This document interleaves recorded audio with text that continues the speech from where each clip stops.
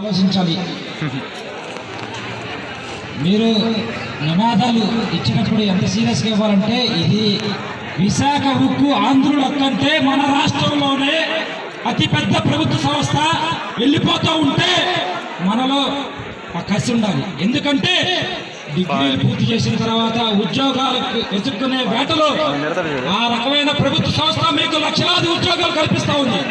అంటే మీరు చదివైపోయిన తర్వాత ఆ ప్రభుత్వ సంస్థ ప్రైవేటీకరణ జరిగితే 1,00,000 ఉద్యోగాలు కోల్పోయినట్లే.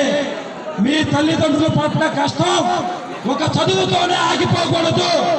ఉద్యోగాలు వచ్చి మీ కళ్ళల్లో ఆనందం చూడాలంటే అలాంటి ప్రభుత్వ రంగ సంస్థ అమ్ముడుకు పోతా ఉంటే ప్రభుత్వ రంగ సంస్థలను నాశనం చేస్తున్న కేంద్ర ప్రభుత్వానికి ధీటుగా మీరు పెద్ద ఎత్తున వ్యతిరేకించాలి. ఎలా వ్యతిరేకించాలి? కొంతమంది పోరాటం చేస్తూ వ్యతిరేకిస్తూ ఉంటారు, కొంతమంది ఎస్ఎఫ్ఐ యువజన సంఘానికి సంబంధించిన నాయకులు వచ్చినప్పుడు ఈ రకంగా వ్యతిరేకిస్తూ ఉంటారు. మరీ ముఖ్యంగా గుర్తుపెట్టుకోవాలి, సోషల్ మీడియా ద్వారా విశాఖ ఉక్కు ఆంధ్రుల హక్కు అనే నినాదాన్ని పెద్ద ఎత్తున కేంద్ర ప్రభుత్వానికి తెలియజేయాలి. నరేంద్ర మోడీ 2014, 2019లో ఎన్నికల్లో ఎలా గెలిచాడు? ట్విట్టర్ ద్వారా, సోషల్ మీడియా ద్వారా 2 కోట్ల ఉద్యోగాలు కల్పిస్తాను, నల్లధనం తీసుకొస్తా, మీ ప్రతి ఒక్కరి అకౌంట్లో జమ చేస్తా అని మాయ మాటలు చెప్పి సోషల్ మీడియా ద్వారా, ట్విట్టర్ ద్వారా పబ్బం గడిపి పదవిలోకి వచ్చాడు. అదే ట్విట్టర్ని, అదే సోషల్ మీడియాని మీరు ఉపయోగించాలి. ఎందుకంటే మిత్రులారా, 32 మంది చనిపోయారు. 32 మంది విద్యార్థులు, యువకులు పెద్ద ఎత్తున 1964 నుంచి 72 జరుగుతున్న పోరాటంలో చనిపోయారు. అర్థం చేసుకోవాలి. మేము విద్యార్థి యువజన సంఘాలుగా ర్యాలీ చేస్తున్నప్పుడు ఏలూరు, తుని, తణుకు, పిఠాపురం, పెద్దాపురం, అన్నవరం, వైజాగ్ ఇలా వెళ్తా ఉంటే కుర్రోళ్ళు ఆవేదన కనపడతా ఉంది.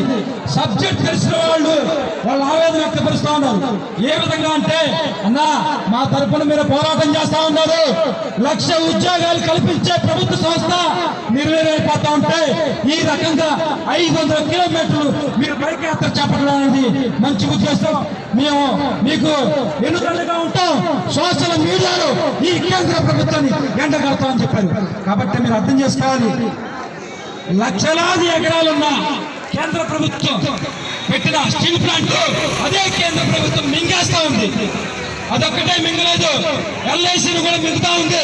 అదేవిధంగా ఆంధ్ర బ్యాంకు మనకి మచిలీపట్నంలో 2 లక్షలతో స్టార్ట్ అయ్యి 40,000 లక్షల కోట్లతో టర్నోవర్ అవుతూ ఉన్న ఆంధ్ర బ్యాంకుని నిర్వీర్యం చేస్తూ ఉంది. మీరు అర్థం చేసుకోవాలి, కేంద్ర ప్రభుత్వం ప్రభుత్వ సంస్థలు నిర్వీర్యం చేస్తుంది తప్ప ఎక్కడా కూడా నిలబడట్లేదు, ఉద్యోగాలు కల్పించట్లేదు. ఈరోజు దాదాపు సంవత్సరానికి 50,000 కోట్ల రూపాయలు టర్నోవర్ చూపిస్తా ఉన్న విశాఖ స్టీల్ ప్లాంట్ ని మింగేస్తా ఉంటే మనకు పెద్ద ఎత్తున వ్యతిరేకించాలి. మనకు తెలుసు, రచయిత సుద్దాల అశోక్ తేజ నేషనల్ అవార్డు గ్రహీత ఒక పాట రాశాడు. ఎవడుగా అమ్మేది, ఎవడుగా కొనేది, వాడెవడు కొనడానికి, ఈడెవడు అమ్మడానికి అనే పాట రాశాడు. ఆ పాట నుండి ఆయనలో ఉన్న ఆవేదన, ఆంధ్ర ప్రజల్లో ఉన్న ఆవేదన బయటకు వస్తా ఉంటుంది. ఆ పాట విశాఖ ఉక్కు ద్వారా చేపలు పట్టే ఒక పల్లెటూరు విశాఖ ఉక్కు ద్వారా పెద్ద మహానగరంగా ఎదిగింది విశాఖపట్నం.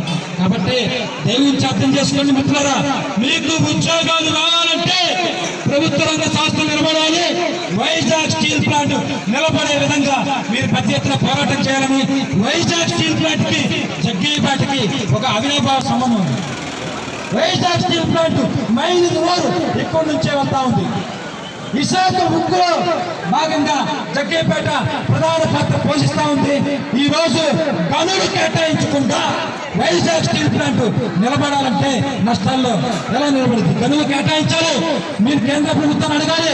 పెద్ద ఎత్తున మీరు సోషల్ మీడియా ద్వారా వ్యతిరేకించాలని కోరుకుంటూ రాబోయే రోజుల్లో ఎస్ఎఫ్ఐ, డివైఎఫ్ఐగా చేసే కార్యక్రమాల్లో మీరు వెన్నుదన్నుగా నిలబడి విశాఖ ఉక్కు ఆంధ్రుల హక్కు, విశాఖ ఉక్కు, విశాఖ ఉక్కు, ఆంధ్రుల హక్కు, విశాఖ ఉక్కు, విశాఖ ఉక్కు.